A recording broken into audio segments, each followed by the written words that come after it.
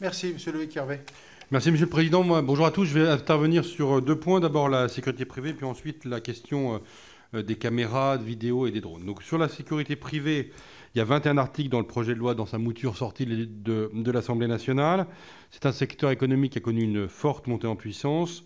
Aujourd'hui, il y a à peu près 180 000 salariés en France, 11 500 entreprises. Secteur qui souffre de réelle fragilité, un émiettement, 8 000 entreprises unipersonnelles et un fort turnover avec parfois 80% des contrats qui sont des CDD.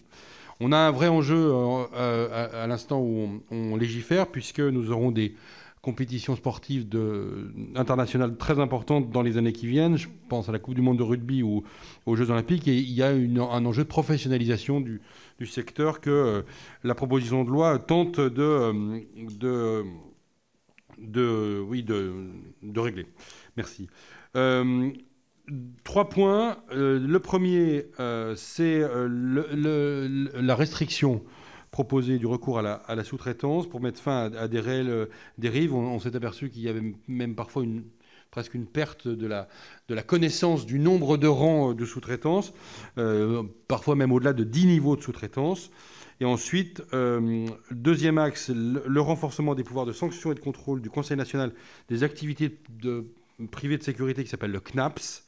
Je pourrais revenir si certains ont des questions là-dessus. Enfin, troisième axe, garantir la qualité du recrutement et de la formation des agents de sécurité privée. Alors nous, on est plutôt en phase avec les objectifs du texte, en essayant de trouver peut-être des améliorations sur la notion en particulier de la sous-traitance. L'Assemblée nationale a limité la sous-traitance à 2 rangs et à 50% des prestations. Il faut qu'on poursuive nos auditions dans les jours qui viennent, cet après-midi, dans les jours qui viennent, pour pouvoir voir si cette proposition n'est pas trop restrictive et elle risque pas, encore une fois, de créer trop de contraintes à ces entreprises. Mais l'objectif est donc pour nous le même. Donc nous avons entendu le groupement des entreprises de sécurité qui est affilié au MEDEF, le CNAPS, et nous aurons à entendre la Fédération de la sécurité privée, qui est une autre fédération d'employeurs de plus petite taille, ainsi que les organisations syndicales des salariés, CGT, CFDT, FO, CFTC, UNSA et CFE-CGC. J'en viens maintenant, Monsieur le Président, à la question de la vidéosurveillance au sens large du terme. C'est donc la question de la vidéosurveillance en tant que telle, des caméras piétons et des drones. C'est un texte qui modernise et renforce les moyens d'action au profit des forces de sécurité pour mieux tirer parti des technologies. Je fais une aparté d'emblée. Nous ne sommes pas, hostiles par principe aux évolutions technologiques, quand celles-ci sont là pour sécuriser, pour renforcer les moyens des forces de sécurité dans les missions qui sont les leurs. Et on distinguera un certain nombre de différences si parfois certaines de ces technologies viennent heurter les libertés individuelles. Et c'est tout à fait notre rôle. Nous, ici, au Sénat, une institution qui est très, très vigilante sur ces libertés individuelles, et l'histoire l'a démontré depuis les années 70, que nous ayons des propositions qui permettent de donner au texte un meilleur équilibre entre la nécessité de la sécurité et le fait de ne pas trop atteindre aux libertés publiques et aux libertés individuelles. Donc le champ de la protection est étendu pour mieux lutter contre les incivilités dans les halls d'immeubles.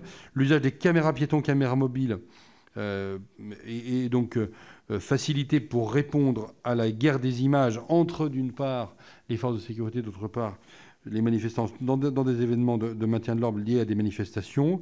L'expérimentation aussi est prévue dans le texte de ces mêmes caméras piétons et caméras mobiles au profit des services de la RATP et de la SNCF.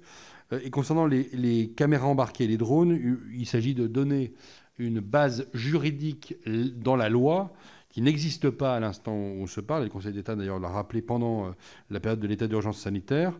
Et donc, il s'agit de donner une amorce législative qui permette cette utilisation-là. Peut-être, d'ailleurs, que cette amorce législative est aujourd'hui telle qu'elle est prévue dans le texte, trop large. Et nous poserons ces questions-là. C'est la raison pour laquelle le président de la commission des lois, François-Noël Buffet, a saisi la Commission nationale de l'informatique et des libertés. Et nous aurons donc au mois de janvier l'occasion d'entendre la présidente de la CNIL, Marie-Laure Denis, qui viendra présenter l'avis que la CNIL aura rendu. Voilà, Monsieur le Président, ce que j'avais à apporter comme commentaire sur la partie qui m'incombe. Merci.